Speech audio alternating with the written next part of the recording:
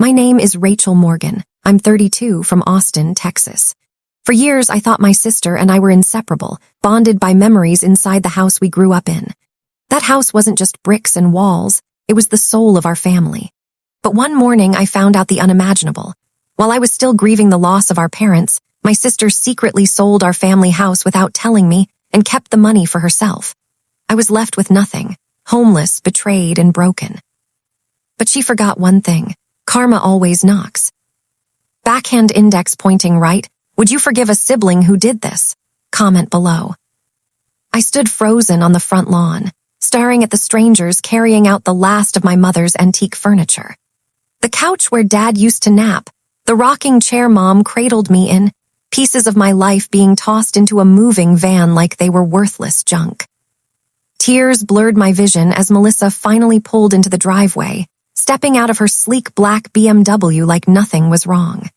She looked polished, confident, and utterly unapologetic. "Melissa, how could you?"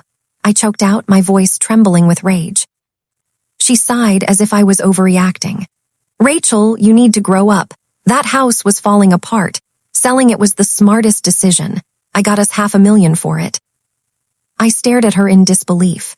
"Us? Where's my share then? Where was my say in this? You went behind my back, Melissa. That house wasn't just property, it was our family's heart." Her eyes hardened. "I deserved more, Rachel. You've always been the weak one, clinging to the past, wasting time in that dusty old house. I did what needed to be done." My chest tightened as her words sank in. Week one. That's how she saw me, not as her sister, but as dead weight. "Melissa," I whispered, voice breaking, "Mom and Dad trusted us both. They wanted us to keep this house. How could you betray them like this? Betray me?" For the first time, her mask slipped. "Because I was tired of waiting, tired of sharing, I built my life by myself. That money is mine now. You'll have to figure things out on your own." With that, she walked past me, her heels clicking against the pavement, leaving me standing in the wreckage of my childhood. The movers slammed the van doors shut, and just like that, the house, the memories, the legacy, were gone. I collapsed on the curb, my heart pounding with grief and fury. But beneath the pain, something darker stirred. Melissa thought she'd won, but she underestimated me. She didn't know the strength of the weak one. That was the moment I vowed I would get justice. Maybe not today, maybe not tomorrow, but soon Melissa would face the consequences of her betrayal. Our family home sat on the corner of Oakwood Drive, a modest 2-story house with peeling white paint and a garden Mom adored. For me, it wasn't just a house. It was a museum of childhood memories. Birthdays, late-night secrets, even Dad's laughter echoing in the halls. When my parents passed away, the house became my anchor. My older sister, Melissa, promised we'd preserve it together, maybe even raise our own families there. I trusted her completely. After all, Melissa had always been the responsible one, the sister everyone admired. But slowly, I noticed her distance. She stopped returning calls, avoided family dinners, and her visits to the house became rare. I chalked it up to her busy life. She worked as a realtor, always chasing big sales and clients. I had no idea she was planning to make her biggest sale yet by selling the very house we both inherited. One cold January morning, I returned from a work trip and found strangers moving furniture out of the house. My chest tightened as panic rushed through me. "Excuse me, what are you doing? This is my home," I cried. The man looked at me with confusion. "No, ma'am, this property was sold last week. We're the new owners." The words hit me like a slap. "Sold?" My stomach churned, my knees nearly gave out. I dialed Melissa, my hands shaking. She answered casually, like nothing was wrong. "Oh, Rachel, I should have told you earlier. I sold the house. It was too much upkeep. Don't worry, I'll figure something out for you." Her words blurred in my ears.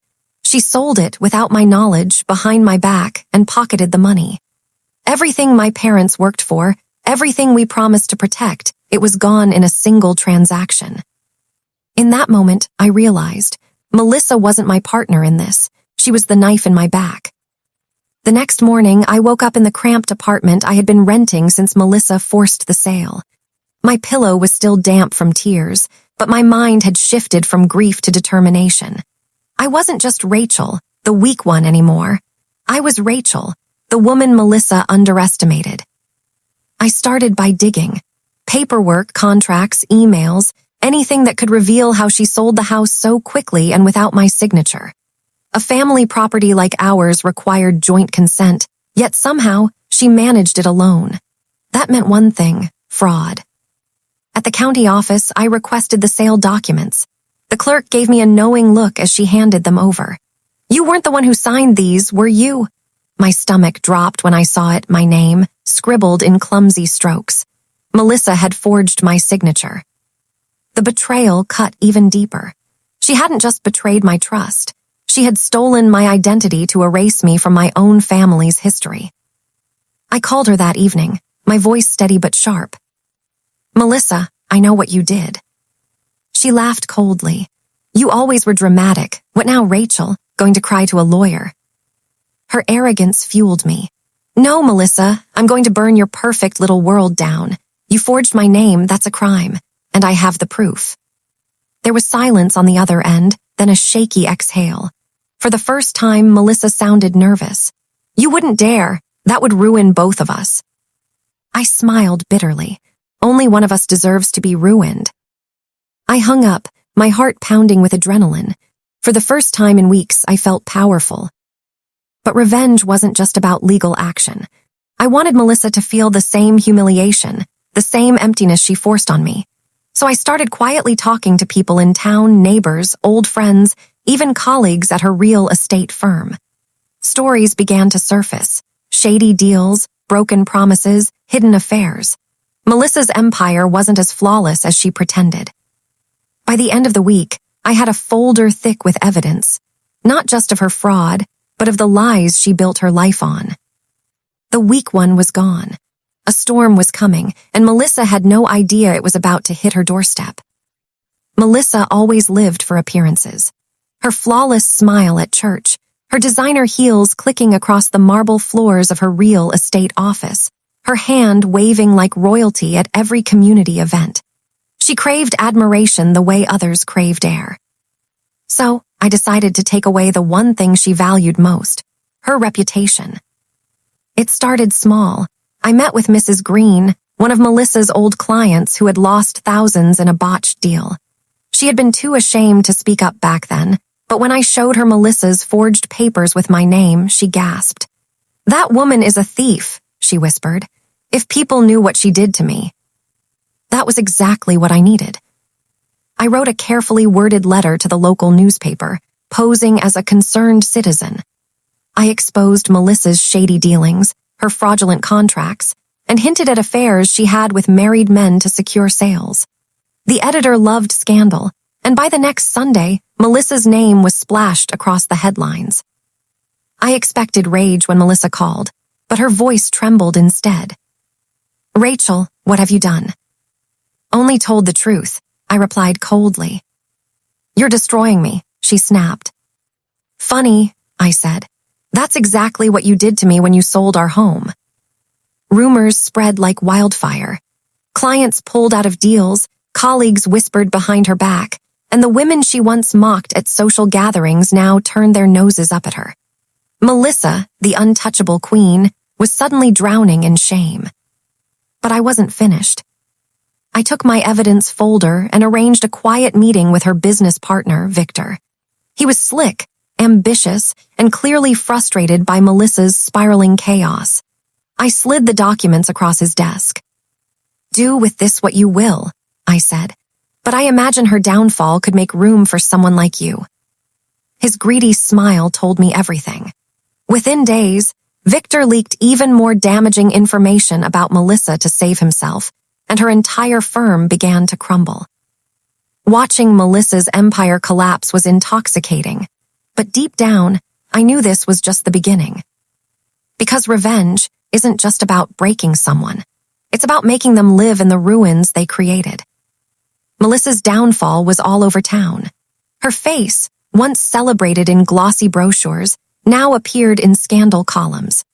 Neighbors whispered at grocery stores, and her phone rang with angry clients demanding their money back. But Melissa was never the type to surrender. One evening, as I was locking up the small cafe where I'd started working part-time, she appeared out of the shadows. Her perfect hair was undone, her mascara smudged like dark rivers down her cheeks. She looked human for the first time. "Rachel," she pleaded, her voice trembling. "You've made your point. Please stop this. We're sisters." I almost laughed. Sisters. Had she remembered that word when she forged my name, when she tossed me onto the streets like trash? "You took everything from me," I said, my voice like ice. "Now I'm only returning the favor." Her hands shook as she pulled out a folder. "I can fix this. I'll sign over half the profits from the house. I'll even give you my car. Just please don't ruin me completely." I stared at her. The old Rachel, the one who used to beg for her approval, might have accepted. But that Rachel died the day Melissa sold our home. "Half isn't justice," I whispered. "It's scraps." Melissa's eyes hardened instantly. The mask returned. "Fine. If you want war, you'll regret it. I'll tell everyone you forged the papers yourself. I'll make sure you're the one in jail." I stepped closer, lowering my voice. "You've already burned that bridge, Melissa. I have witnesses. I have evidence. And now I have your business partner on my side." Her face drained of color. She knew Victor had betrayed her.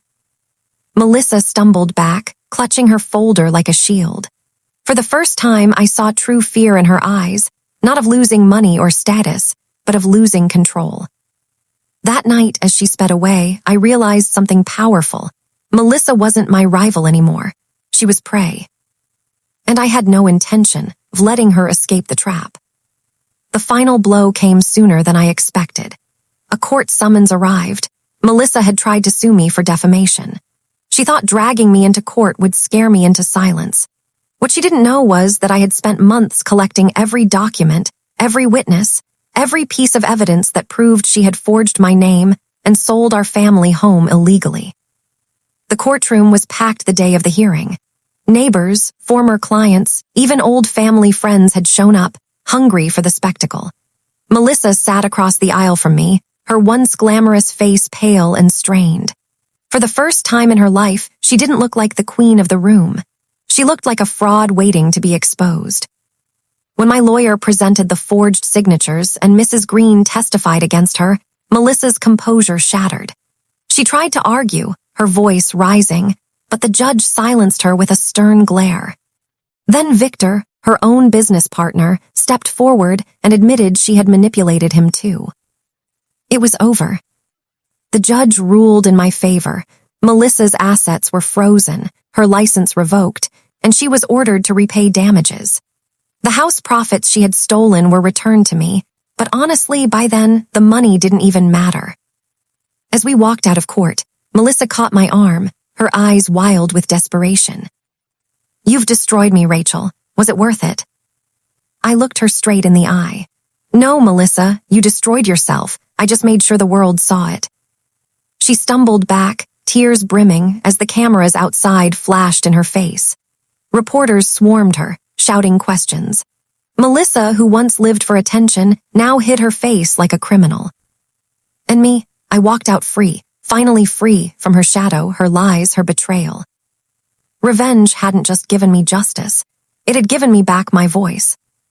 And as Melissa's empire burned to ashes behind me, I knew one thing for certain. Some betrayals deserve nothing less than complete destruction.